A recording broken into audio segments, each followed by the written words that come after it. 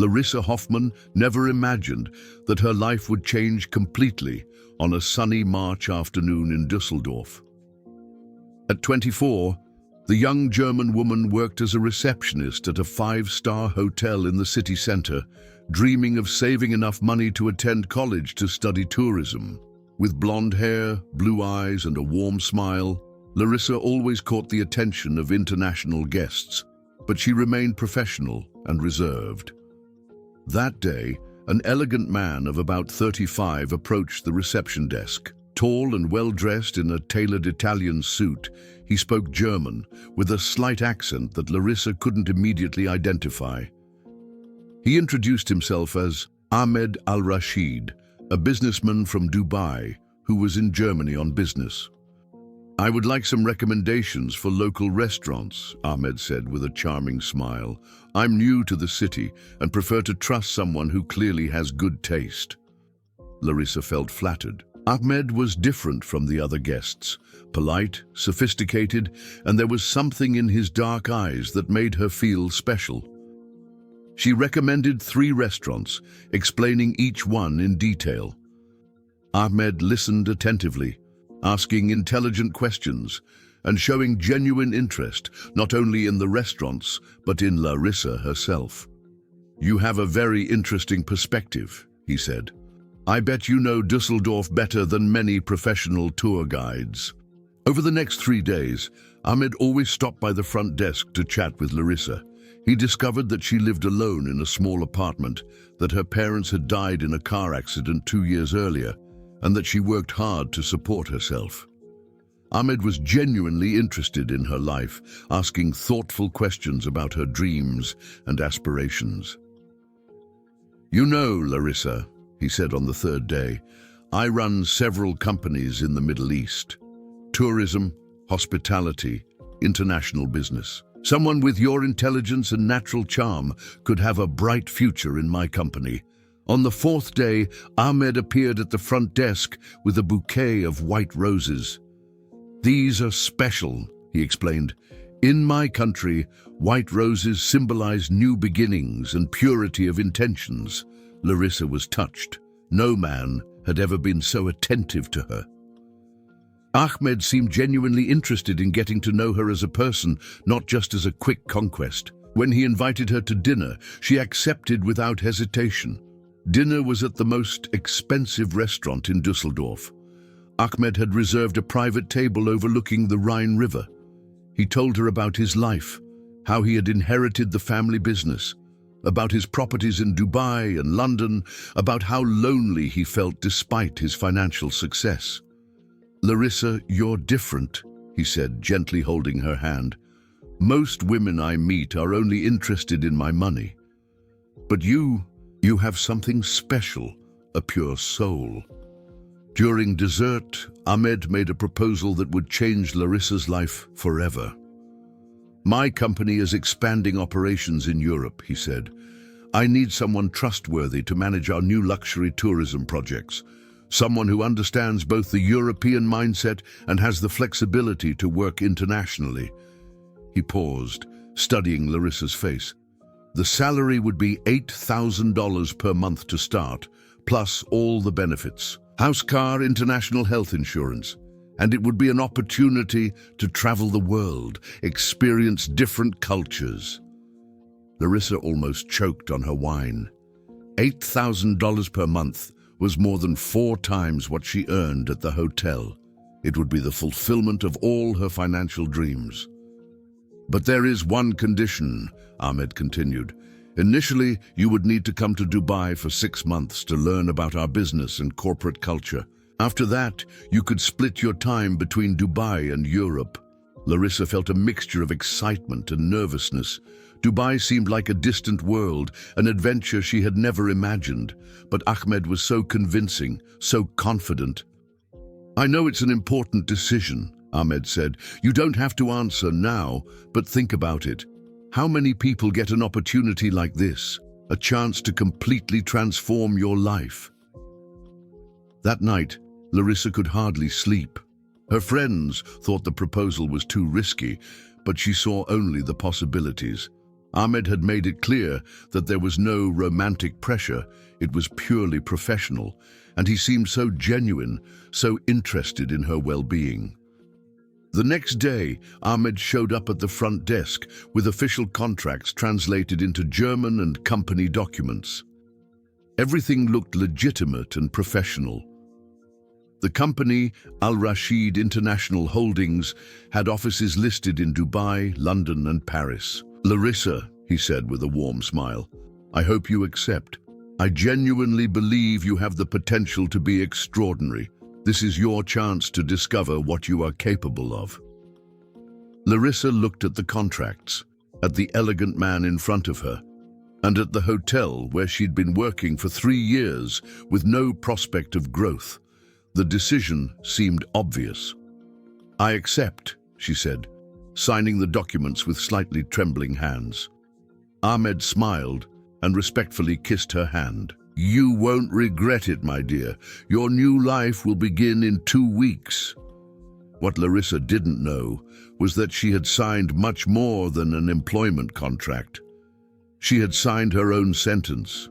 The next 2 weeks passed like a fast-forwarded dream. Ahmed took care of all the details of Larissa's move to Dubai. He paid her 3 months' salary in advance, helped her find someone to take care of her apartment, and even bought her clothes suitable for the Middle Eastern climate. "In the world of international business, presentation is key," he explained, as he handed her several bags from expensive boutiques. "You will be representing our company, so you must look the part." Larissa was impressed by his attention to detail. Ahmed had thought of everything: work visa, international health insurance, even an intensive online course on Arab business culture. He seemed genuinely invested in her success. The night before her trip, Ahmed took her out for an intimate farewell dinner. "Larissa, I want you to know that this decision will change your life in ways you can't even imagine," he said. "Dubai is a city of endless opportunities for determined people like you." He handed her a small velvet box. Inside was a delicate gold bracelet with a small key-shaped pendant. "This key symbolizes the doors that will open for you," Ahmed explained. "I want you to wear it always, as a reminder that I believed in your potential from the very first moment." Larissa was moved. No one had ever invested so much in her future. The flight to Dubai was first class. Larissa had never experienced such luxury. Seats that turned into beds, gourmet food, French champagne. Ahmed sat next to her, explaining the businesses he ran and the important people she would meet. "My business partner, Khalid, will be your direct supervisor," he said. "He is a very traditional man, so it is important to show respect for the local culture. That means dressing conservatively, especially in the first few months." Larissa agreed. She had read about the importance of respecting local customs in the Middle East. "Also," Ahmed continued, "for safety reasons, it is best to avoid unnecessary contact with foreigners until you are settled. Dubai has many scammers who target inexperienced Westerners." When they arrived at the Dubai airport, Larissa was impressed by the modernity and opulence. Gleaming skyscrapers, luxury cars, elegantly dressed people. It really seemed like the land of opportunity Ahmed had described. A uniformed driver was waiting for them with a black Mercedes. During the drive to what Ahmed described as the company's temporary apartment, he pointed out important landmarks: the Burj Khalifa, luxurious hotels, impressive shopping centers. The apartment was in an elegant building in Jumeirah. It was spacious, well-furnished, with a view of the sea. "This will be your home for the next few months," Ahmed said. "Fully furnished, all bills paid by the company." Larissa could hardly believe her luck. The apartment was 3 times larger than her place in Düsseldorf, with luxury finishes and modern appliances. "Rest today," Ahmed said. "Tomorrow we'll start with orientation. Khalid will pick you up at 9 a.m. to show you the offices." That first night, Larissa called her friends in Düsseldorf, enthusiastically describing her new life. Everything seemed too perfect to be true. The next morning, a serious, well-dressed man rang the doorbell promptly at 9 a.m. It was Khalid al-Mansouri, Ahmed's partner. Unlike Ahmed's warm nature, Khalid was formal and direct. "Miss Hoffman," he said in German with a thick accent, "I hope you had a good rest. Today you will learn about your responsibilities." On the way to the office, Khalid explained the basic rules: working hours, 8 a.m. to 6 p.m., 6 days a week, dress code, conservative, arms and legs covered, and security protocols. "For security reasons," Khalid said, "your communication with the outside world must be limited. Dubai has many people who exploit information about our business. Until you are fully settled in, it is best to minimize outside contacts." The office was impressive. An entire floor of a skyscraper in the financial center. There were about 20 employees, mostly local men, a few Europeans. Larissa was introduced as a special consultant for European expansion. Her desk was in a separate room with a limited view. "For maximum concentration," Khalid explained, "consulting work requires total focus."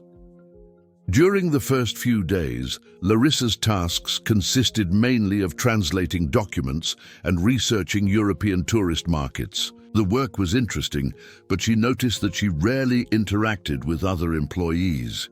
"It's temporary," Ahmed assured her when she mentioned it. "Khalid wants to make sure you fully understand our methods before you fully integrate into the team." After a week, Larissa noticed some strange things. Her passport had disappeared from her bag, and when she asked about it, Khalid said it was being processed for a permanent residence visa, standard procedure. Her attempts to contact friends in Germany were often interrupted by internet or phone problems. "Local infrastructure," Ahmed explained. "Dubai still has some technical issues." More troubling was that Larissa did not receive any cash.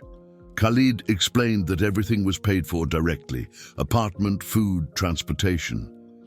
"It's safer that way, less risk of theft." When Larissa asked about opening a local bank account, she was told that it would take a few weeks to process. In the meantime, all her needs were met by the company.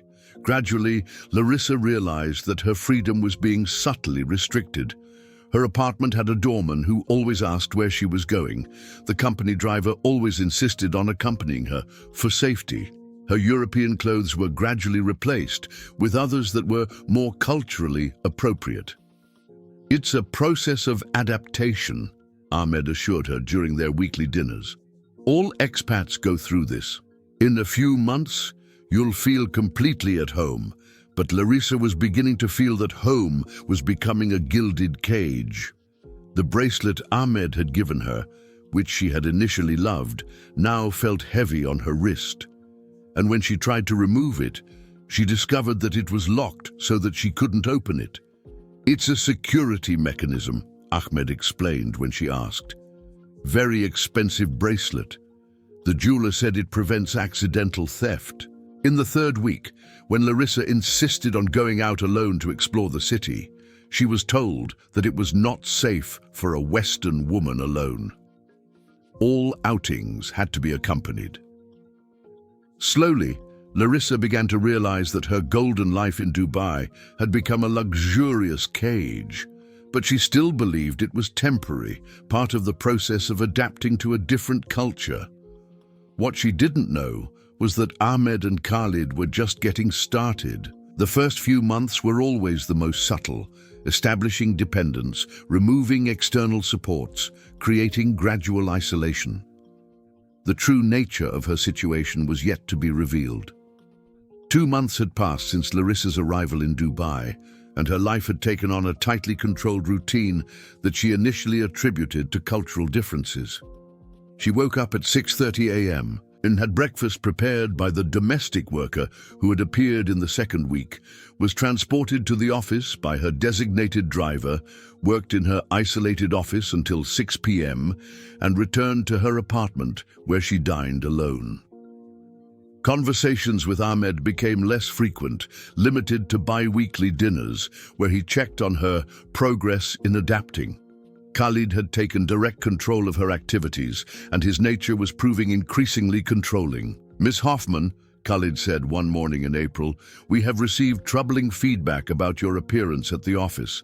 Some conservative clients consider your look still too Western." Larissa looked at herself.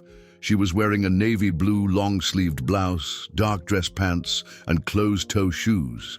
It seemed completely appropriate for the corporate environment. "I don't understand," she replied. "I'm dressed conservatively as instructed." Khalid sighed dramatically. "In the Arab business world, perception is reality. If our clients feel uncomfortable, our business suffers. You wouldn't want to harm the company that has invested so much in you, would you?" He handed her several even more conservative items of clothing: turtleneck blouses, long skirts, a scarf to partially cover her hair. "These are more appropriate for someone in your position." Larissa hesitated. The clothes seemed overly restrictive for an international consultant. Ahmed mentioned that this was a progressive company. "Ahmed is too generous at times," Khalid interrupted in a colder tone. "He sees potential where others see problems, but success requires complete adaptation." That afternoon, Larissa noticed that her workstation had been relocated to an even smaller, windowless room. "For better concentration," Khalid's secretary explained. "Fewer outside distractions." During a lonely dinner in the apartment, Larissa tried to video call her best friend in Dusseldorf, Petra. The call connected briefly before dropping. When she tried again, a message appeared on the screen. "Service temporarily unavailable." This had been happening with increasing frequency. The next morning, Larissa approached Ahmed about her growing concerns. He welcomed her into his luxurious office, smiling warmly, as always. "My dear Larissa," he said, "I understand your frustration. Cultural adaptation is never easy, but look at the progress you've made. 2 months in Dubai, learning about international business, expanding your horizons." "Ahmed, I feel like I'm losing touch with my previous life," she said honestly. "I can barely talk to friends. I work in isolation, and my clothes are becoming more restrictive every week." Ahmed leaned forward, his expression seemingly concerned. "Larissa, you're going through the most difficult phase of cultural transition. It's normal to feel disconnected, but remember why you came here: the opportunity for extraordinary professional growth." He opened a drawer and took out some papers. "Actually, I have some excellent news. Our investors were impressed with your work. They are offering you a promotion, regional supervisor for all European expansion." Larissa felt a mixture of pride and relief. Perhaps her concerns were unfounded. "The salary would increase to $15,000 per month," Ahmed continued. "But this requires a long-term commitment, a 5-year contract with expanded responsibilities." 15,000 euros per month was more money than Larissa had ever dreamed of earning, but 5 years seemed like a long time. "Can I think about it?" she asked. Ahmed's expression changed subtly. "Of course, but opportunities like this are rare. Our investors are impatient. If you refuse, we'll have to find someone else." There was an implicit threat that Larissa couldn't completely ignore. That night, she decided to take decisive action. She waited until late and tried to call her German phone company directly to report connection problems. After several attempts, she managed to speak to a customer service representative. "I'm sorry, ma'am," he said, "but your plan was cancelled 6 weeks ago. Cancellation authorized by signed power of attorney." Larissa felt a chill down her spine. She had never signed a power of attorney to cancel her German phone. She tried to access her German bank account online, but found that the password had been changed. When she called the bank, she was informed that changes had been made by duly documented legal proxy. Panic began to set in. Someone was controlling her German finances. But how? Then she remembered she had signed several documents in the first week, some in Arabic that Khalid said were local bureaucratic formalities. Could she have signed powers of attorney without realizing it? The next morning, Larissa confronted Khalid directly about the powers of attorney. "Miss Hoffman," he said coldly, "you signed documents necessary to work legally in Dubai. If you don't remember what you signed, perhaps you should be more careful with important decisions." "I want to see copies of everything I signed," she demanded. Khalid smiled in a way that didn't reach his eyes. "Legal documents are filed with lawyers. It will take weeks to get copies. But why this sudden concern? Are we not taking good care of you?" "I want my passport back," Larissa said firmly. "It is still being processed for a permanent visa. Standard procedure takes months." "Then I want to speak to the German embassy." Khalid's smile disappeared completely. "Miss Hoffman, you're being very ungrateful. After all we've invested in you, this is your response? Distrust and paranoia." He stood up and walked to the window. "Perhaps you're not suited for a leadership position as we thought. Maybe it's better to find a more basic role for your skills." The threat was clear now. Larissa realized she was in a much more dangerous situation than she had imagined. That afternoon, when she tried to leave the office building to go to the German embassy on her own, the security guard politely stopped her. "I'm sorry, ma'am, but I have been instructed that you must always be accompanied for security reasons. Company policy." Larissa felt her world collapse. She was effectively a prisoner. When she returned to the apartment that evening, she found Ahmed waiting for her in the living room. His demeanor had changed completely. Still polite, but with a coldness she had never seen before. "Larissa," he said calmly, "it seems you are having a difficult time adjusting. Khalid told me about your concerns today." "Ahmed, what's really going on?" she asked, trying to keep her voice steady. Ahmed smiled, but it was a smile he had never used with her before. "What's going on, my dear, is that you are finally understanding your real situation. You are no longer a guest here. You are our employee, and employees follow rules." For the first time, Larissa saw Ahmed for who he really was, and she realized that her life had changed in ways she was only beginning to understand. The gold bracelet on her wrist, which she still couldn't remove, suddenly seemed much less like a gift and much more like a shackle. The transformation in Ahmed's attitude was instantaneous and terrifying. The charming, attentive man who had won Larissa over in Dusseldorf had completely disappeared, revealing someone calculating and cold that she had never imagined existed.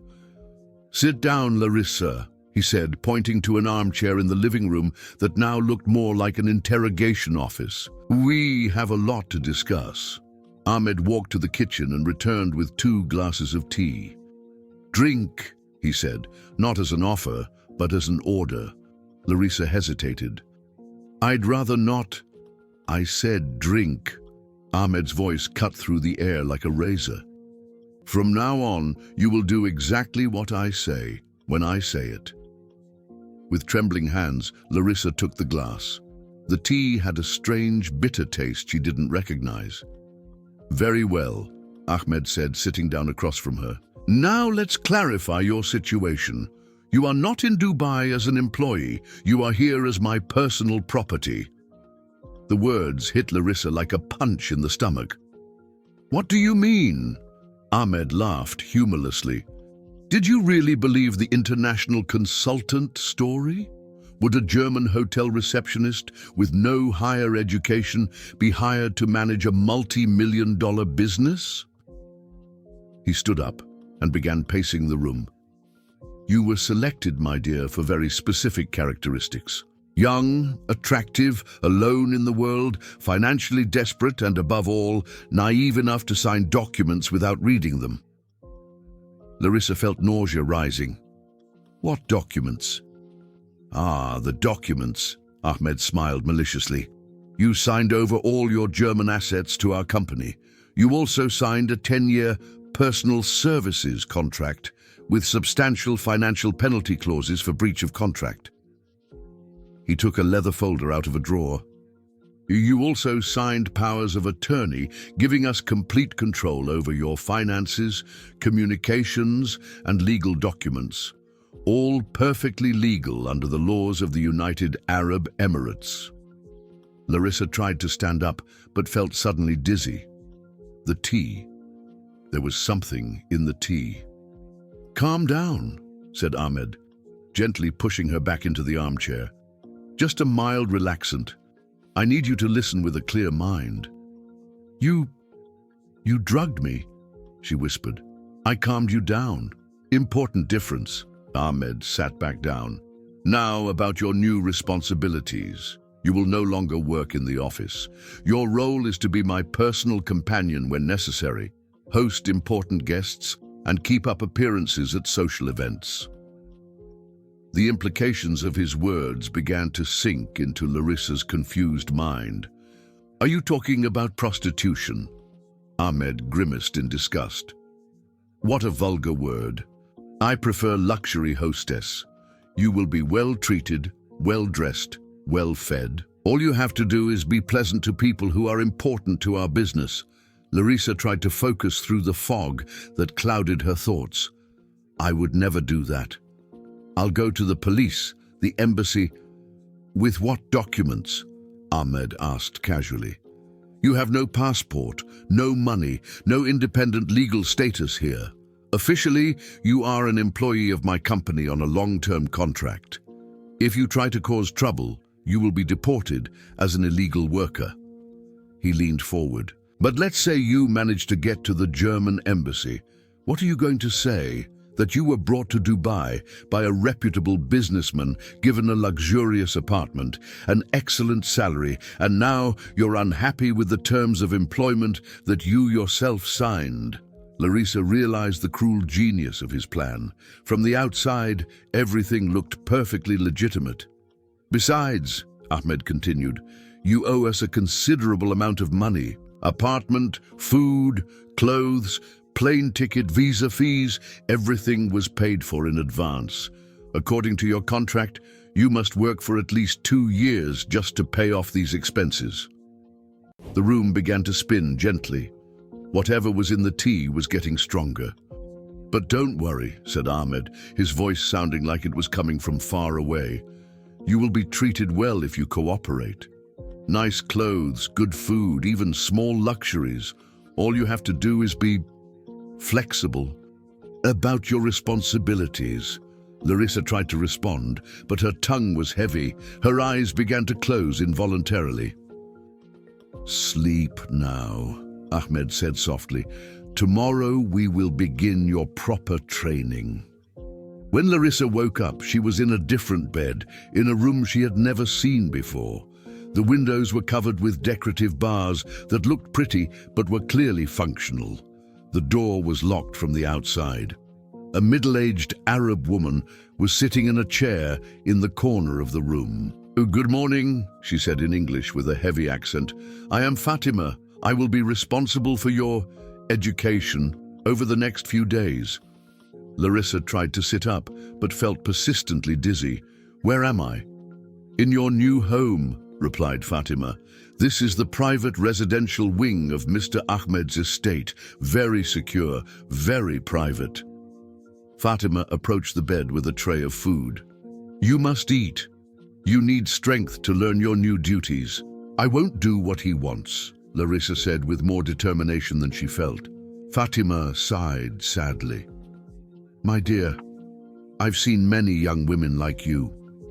They all say the same thing at first, but they all learn that resistance only makes things more difficult. She sat on the edge of the bed. I've been working for the Al-Rashid family for 15 years. I've seen many women in your situation. Those who cooperate live comfortably. Those who resist. She didn't finish the sentence. Other women? Asked Larissa. How many? Right now, you're one of 6. said Fatima matter-of-factly. Women from different countries. Germany, France, Russia, Brazil, all came voluntarily, like you. The revelation hit Larissa like a tsunami. She wasn't the first. She wasn't special. She was just another victim in a systematic operation. How were they brought here? She asked in a weak voice. Fatima lowered her eyes. Different stories. Some like you, job opportunities. Others through marriage agencies, some through promises of a college education, but they all end up here. And none of them managed to escape? One tried 2 years ago, Fatima said quietly. She almost made it to the French embassy, but she was found before... She stopped, clearly not wanting to continue. What happened to her? She's no longer with us, was all Fatima said. Larissa felt pure terror running through her veins. For the first time, she fully understood that her life was in real danger. Fatima, she whispered, can you help me? The older woman looked at her with a mixture of pity and fear. Child, I have a family of my own, small children. I can't risk their lives. She stood up and walked to the door. Your first training session is in 2 hours. I strongly advise you to cooperate. The consequences of resistance are severe. After Fatima left, Larissa remained alone in the luxuriously decorated room that had become her prison. She tested the window. The bars were solid. The door locked with an electronic lock. There was no phone, no computer, no means of communication with the outside world. For the first time since her arrival in Dubai, Larissa cried. Not tears of frustration or homesickness, but pure terror. She was completely in the hands of people who clearly had no qualms about destroying human lives. 2 hours later, as promised, the door opened and 2 large men entered. They said nothing, just indicated that she should accompany them. They led her through luxurious corridors to a room that looked like an executive office. Ahmed was there, along with Khalid and a well-dressed European woman whom Larissa did not recognize. Larissa, Ahmed said in the same falsely cordial tone, I want to introduce you to Madame Dubois. She will be responsible for your professional development. The woman, who looked to be in her 40s with a French accent, looked Larissa up and down as if evaluating merchandise. Good bone structure, she said to Ahmed. Needs work on posture and presentation, but has potential. Japanese clients will especially appreciate the Nordic type. Larissa felt bile rising in her throat. They were literally evaluating her as a product. Madame Dubois will train you over the next few months, Ahmed explained. Social etiquette, international conversation, personal presentation, skills necessary for your new responsibilities. What if I refuse? Larissa asked, trying to sound braver than she felt. Ahmed and Khalid exchanged glances. Khalid took out a tablet and showed Larissa a photo. It was a young blonde woman, clearly beaten, her eyes filled with terror. This is Svetlana, Khalid said coldly. Russian. She also refused at first. This photo was taken after her first encouragement to cooperate. Larissa felt the world spinning again. Did you torture her? We educated her about the reality of her situation, Ahmed corrected. Svetlana is now one of our most cooperative hostesses. She understood that resistance is futile and only brings unnecessary suffering. Madame Dubois spoke directly to Larissa for the first time. My dear, I know this is difficult to accept, but your previous life is over. You can make this easy for yourself and live comfortably, or you can make it difficult and suffer unnecessarily. But in the end, Ahmed added, you will do what we want. The only question is how much pain it will take to get there. Larissa looked at the 3 impassive faces in front of her and realized she was facing a well-oiled machine of human slavery. These people had done this before, many times. They knew exactly how to break their victims' resistance. For the first time, she began to understand that there might be no escape. The next 3 months were a systematic descent into psychological hell. Madame Dubois, it turned out, was an expert at breaking the resistance of young women and training them to complete submission. Her method was diabolical in its simplicity, alternating between small rewards and severe punishments, creating complete psychological dependence. Larissa's typical day began at 5:30 a.m., with supervised physical exercise, not for her health, but to maintain proper form for clients. This was followed by etiquette training, where she learned how to greet important men, how to serve drinks elegantly, how to maintain superficial conversation without ever expressing her own opinions. "A hostess never contradicts," Madame Dubois repeated tirelessly. "A hostess agrees, smiles, and makes men happy. Her job is to be decorative and pleasant." The first few weeks were a constant battle of wills. Larissa refused to participate in certain lessons, especially those involving intimate practices. Each refusal resulted in escalating punishments. First, deprivation of food for 24 hours. Then, solitary confinement in a dark basement for 2 days. Finally, visits from Khalid with persuasion methods that left Larissa with bruises carefully positioned where they would not show through appropriate clothing. "You are only prolonging your suffering," Madame Dubois would say after each punishment. It took Svetlana 6 months to accept reality. "I hope you are smarter." The psychological strategy was refined. After severe punishments, there was always a period of kindness, special food, nice clothes, even small luxuries like books or music. This created twisted gratitude for moments of basic humane treatment. "See how pleasant your life can be when you cooperate?" Ahmed would ask during his weekly visits. "We're not monsters, Larissa. We just want you to accept your place here." More devastating than the physical punishments was the systematic psychological isolation. Larissa saw no other German souls, had no news from home, had no connection to her previous life. Gradually, she began to question her own memories. Had she really had a different life? Was this nightmare her true reality? The turning point came in the 3rd month, when Madame Dubois brought another young woman to meet Larissa.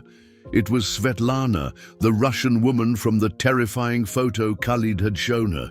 Svetlana now looked like a completely different person, well-dressed, perfectly made up, smiling serenely.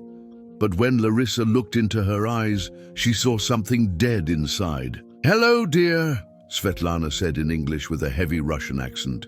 "I've come to give you some friendly advice." They sat down in a comfortable room, but Larissa noticed that there were cameras in every corner.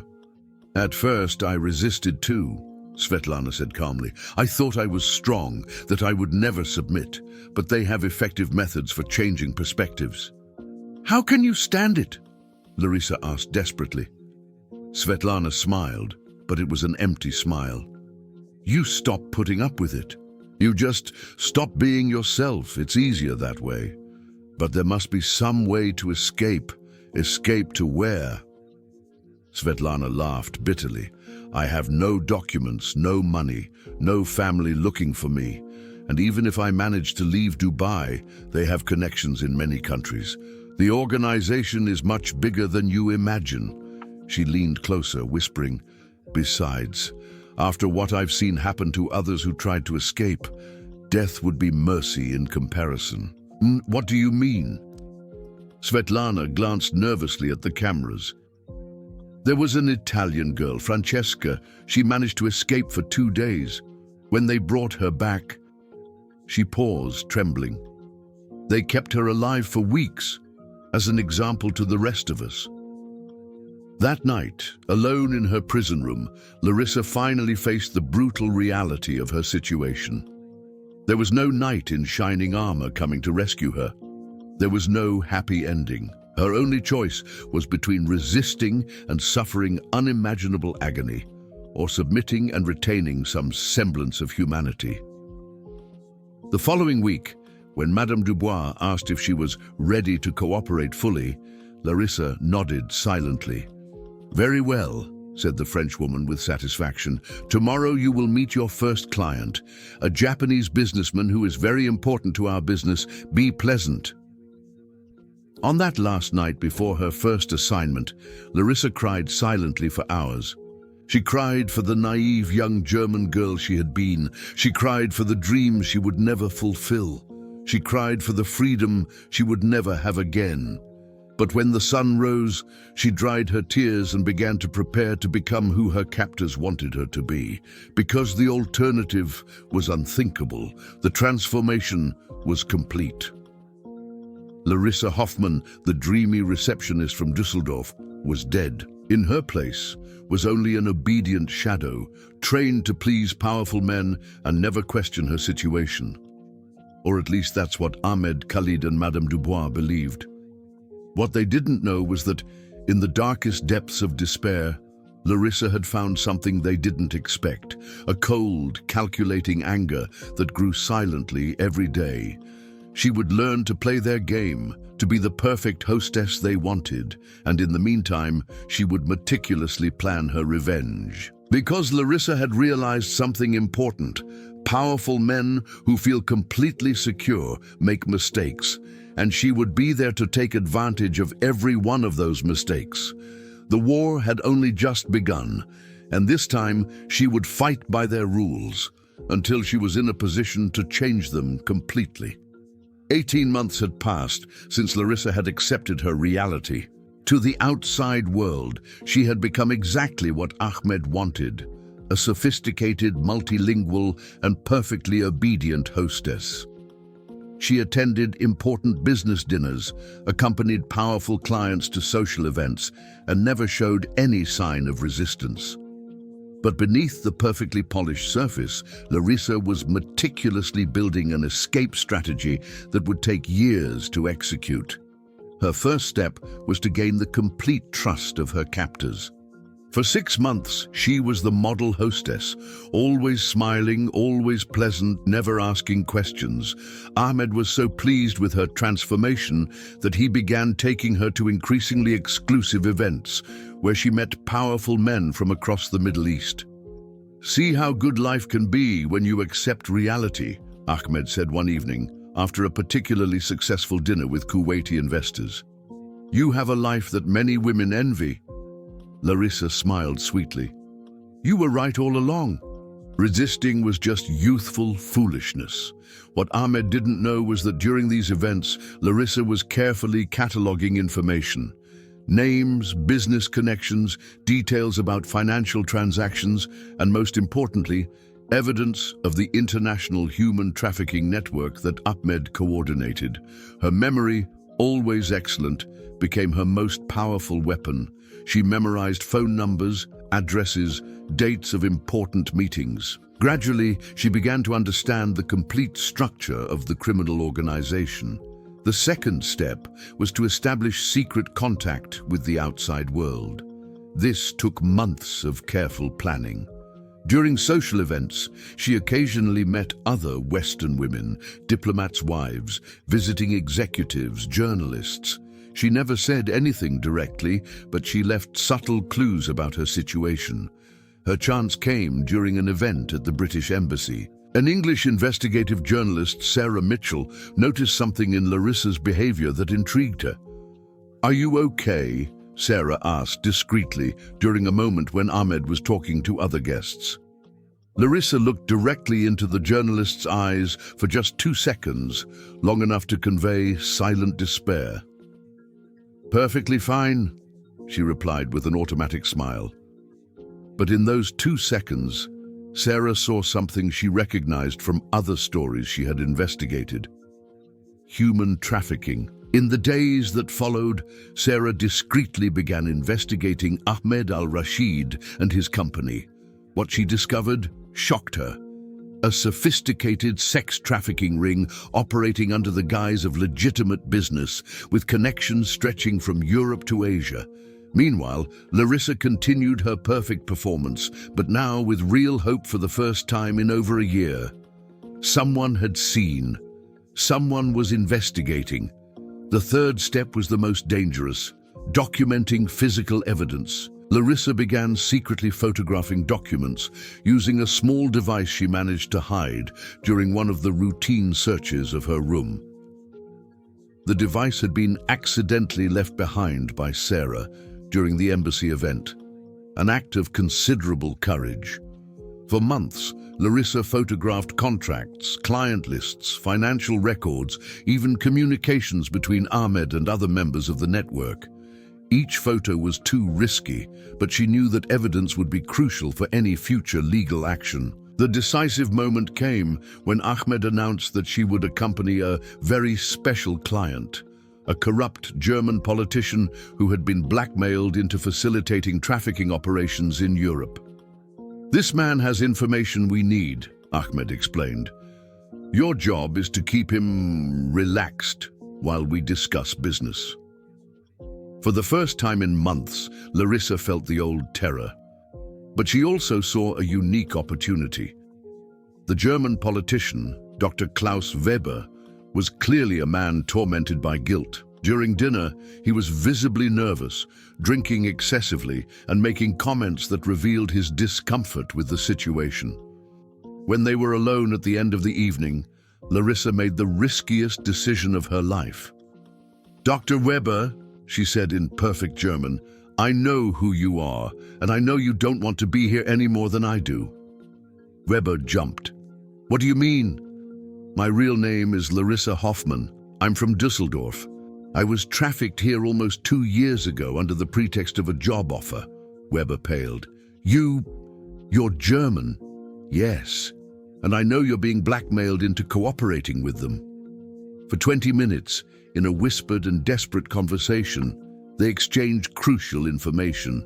Weber confirmed that European journalists were investigating the network and that German authorities were preparing an international operation. "But we need direct evidence," Weber said. "Victim testimony and documentation proving the operations." Larissa made her final decision. "I have both." Over the next 2 weeks, through a series of risky communications, Larissa managed to pass on to Weber, and through him to German authorities, all the evidence she had collected over months.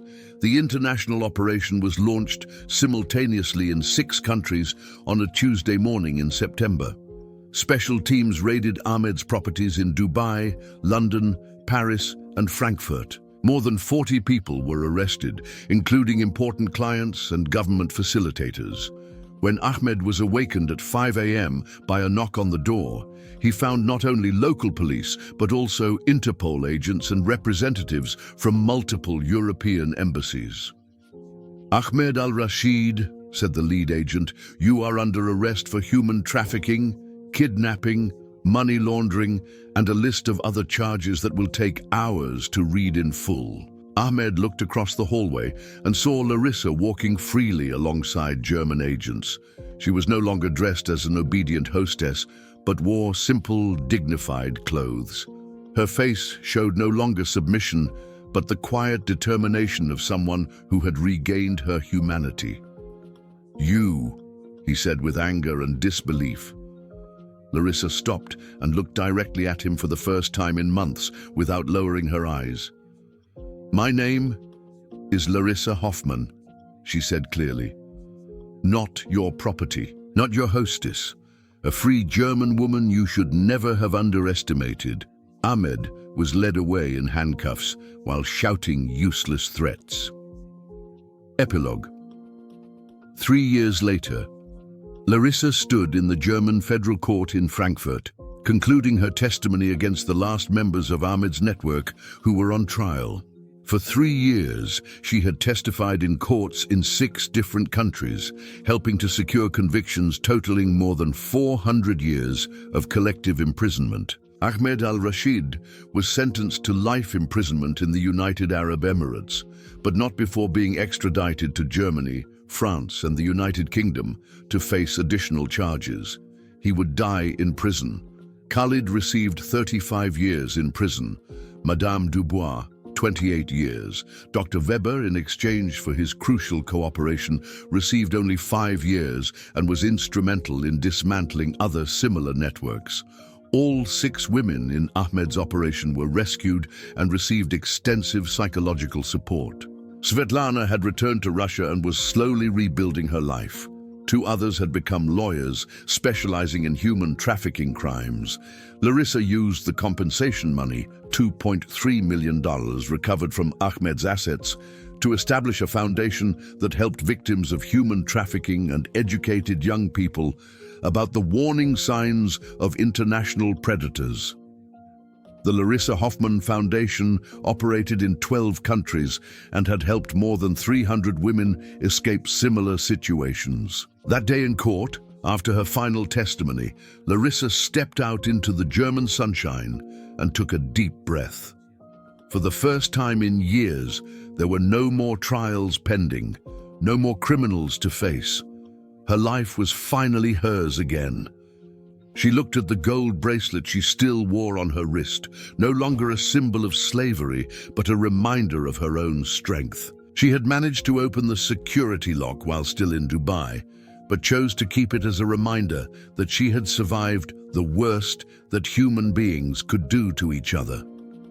Her phone rang. It was Sarah Mitchell, the journalist who had first recognized her situation. "How did it go?" Sarah asked. "It's over," Larissa said simply. "Finally over." "And now?" Larissa smiled, a genuine smile that hadn't appeared on her face in 4 years. "Now I'm going to live."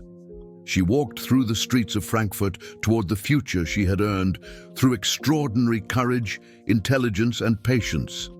She had learned that sometimes the sweetest revenge was not violence, but simply surviving and ensuring that those who had caused harm could never hurt others again.